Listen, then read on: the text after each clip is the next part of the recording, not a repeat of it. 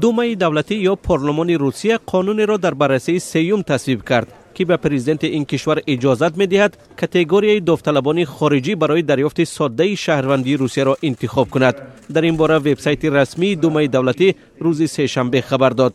بنابر این قانون پرزیدنت روسیه می‌تواند حق شهروندی را به آنها پیشنهاد کند که در شرایط ناخوب اجتماعی و سیاسی و اقتصادی زندگی می‌کنند.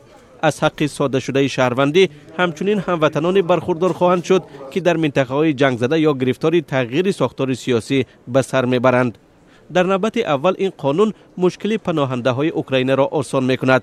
آنها میتوانند نه از مکان ثبت نام بلکه از محلی که به آنجا آمدند برای شهروندی عریضه دهند. خبرگزاری تاس نوشت این قانون همچنین به اشتراکداران برنامه دولتی کوچ اختیاری به روسیه یاری میکند.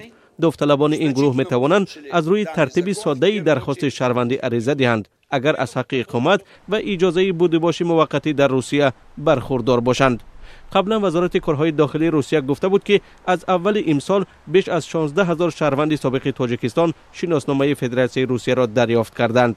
این منبع افزوده است که تاجیکستان در میان کشورهای اتحاد دولت‌های مستقل در زمینه دریافت شهروندی روسیه بعد از اوکراین و قزاقستان در موقع سوم قرار دارد.